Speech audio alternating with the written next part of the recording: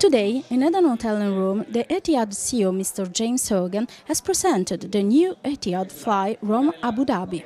Buongiorno, or good morning. It's an absolute pleasure to be here in Rome to introduce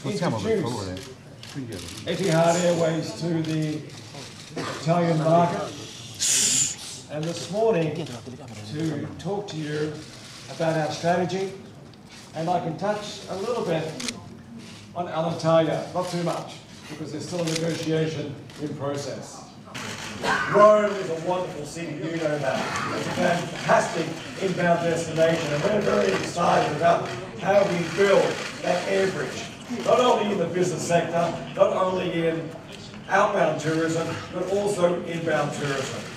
Alitalia, the intent, if we complete a successful negotiation, is for Etihad Airways to take a 49% stake in Alitalia.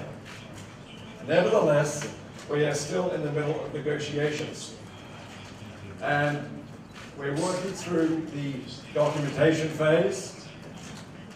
We have within the agreement certain condition precedents that are still being negotiated at this moment. And once we go through this phase at the end of the month, we then have to go through the European process.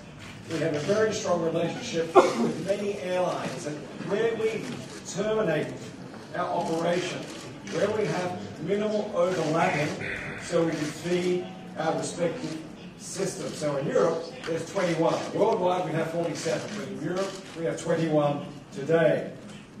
Our equity investments are wide-ranging. Some of them are management agreements, such as Air Serbia and Air Seychelles, where we work with a board of directors, where the board of directors have majority control, and obviously that control is in the hands of the Serbians, in the case of Air Serbia, and Seychellois, in the case of Seychelles.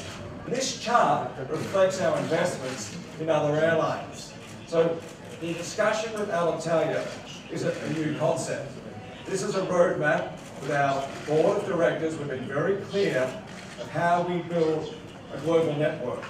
From Air Serbia over the Balkans, Air Seychelles, which gives us a base in the Indian Ocean, Etihad Regional, which is based out of Lugano, Geneva, and Zurich, Air Berlin, Jet, Virgin, all at the end of our network.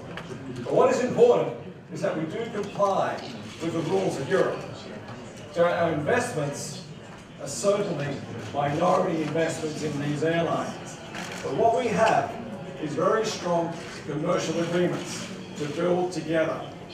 And obviously in stepping into these airlines, we want to ensure they move to profitability.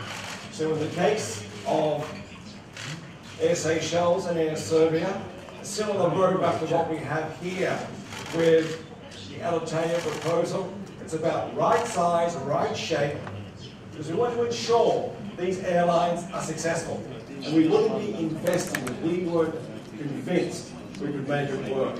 So with our partner airlines, with Air Berlin, coming together with Alitalia in the north, being able to rebuild Malpensa, Bernate, how we coming into Rome, also with Alitalia, our other carriers, Air Serbia, Etihad Regional, we have a very clear roadmap on what we can build.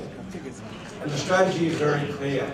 It's about aviation in a global market. We're one of the few industries. Our intent is very focused. It is about rebuilding. It is about right size, right shape. Rebuilding in time, bringing jobs into the community, working with local suppliers, opening up the inbound tourism markets. Avionews, regarding Alitalia's fleet, do you think to invest in new airplanes to renew the fleet?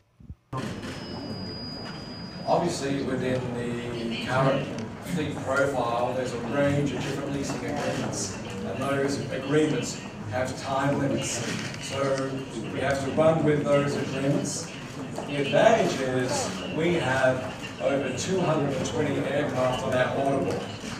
So we'll be the largest operator of 787s in the world who operate 71 787s. We have 330 aircraft, we have next generation 777s. So we do have the ability, as we go forward, to bring those aircraft into the Alitalia fleet. So we have that flexibility, but first, we have to complete the transaction, we have to work with what we have, we have to stabilize the business, introduce the network changes, and grow. Now, we have very clear plans, but I can't share them with you today.